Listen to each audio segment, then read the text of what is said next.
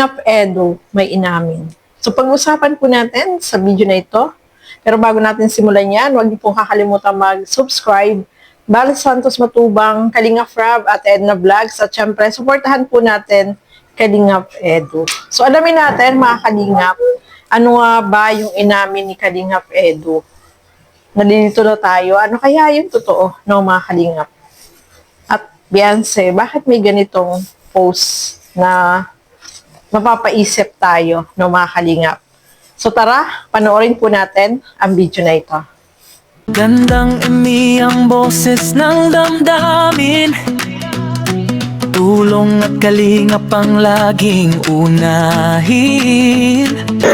Okay, Ma'am Abby, Pepsi Marathoner, gandang gabi sa Spartan Support yun. Salamat po. Support lang po kayo sa amin. Palagi. Okay, Ma'am Mirang, shoutout Gina, yan. Huwag niyo po kaming iwan, guys, kahit ano man mangyari.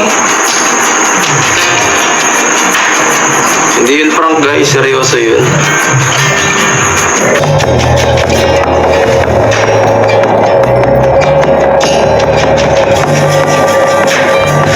Di man mahalaga kung ilang episode na yun. Ang mahalaga, magandang alaalang nagagawa. Samahan. Hindi lang mahalaga yun eh. Mahalaga, magandalo. Samahan natin, basta matan.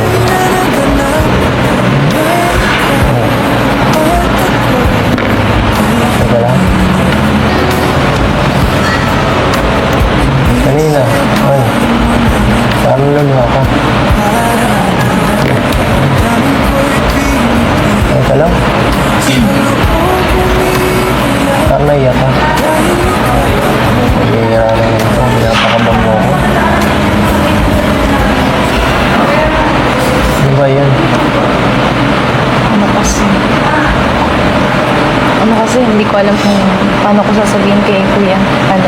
Ma'am, Gusto ko maghingi sa'yo ng advice. tungkol sa Gusto kong makausap muna ikaw. tungkol saan? Yan po ng mga kasukay mga Kalingap. Napaisip tayo. Kasi dun sa last vlog, no? Sabi dyan ni Kalingap Edu, hindi daw yun frank. Totoo daw yun. So napag-isipan ko, totoo naman yung sinabi doon ni Beyonce na yung family niya ay nababas, pati siya. So totoo yun, no, mga Kalingap. Kasi alam natin maraming mga basher na talagang hindi tumitigil, no? At patuloy silang namabas na kahit ano na lang yung sabihin nila ay kahit na makasakit sila ng damdamin ng iba, kagaya sa family ni Beyonce, pati kay Beyonce, totoo naman po yun na talagang marami yung nambabas sa kanila na alam natin na yung mga taong ganun ay siguro may inggit, no? Mga Kalingap. So, hindi yun frank, yung sinabi na yun ni Beyonce. So, eto nga, no? Tapos, mayroon pa ipinost dyan si Beyonce na sayon-sayon na ate ko. Ano kaya yung ibig sabihin doon? So, napapaisip tayo, ano kaya yung ibig sabihin doon ni Beyonce sa kanyang post na yon? Ito ba ay, yung post na yun ay dahil baka, paano ba to? Parinig ba to? Na mayroong iba? Sa tingin nyo po, no, mga Kalingap. Tayo naman po, no, positibo lang sa mga bagay-bagay. Kasi, mahirap namang mag-conclude agad, mahirap naman na umasa, mahirap din naman na salita tayo ng patapos, di ba? So, hintayin na lang natin, no, mga Kalingap, yung susunod na episode na sa EDC, no, mga Kalingap. Doon na lang tayo mag-antay. At basta masasabi ko lang, maging positibo lang tayo kung ano man meron ng EDC ngayon. Positive lang po tayo, no? Tayo naman ay hindi nag-iisip ng hindi maganda, no?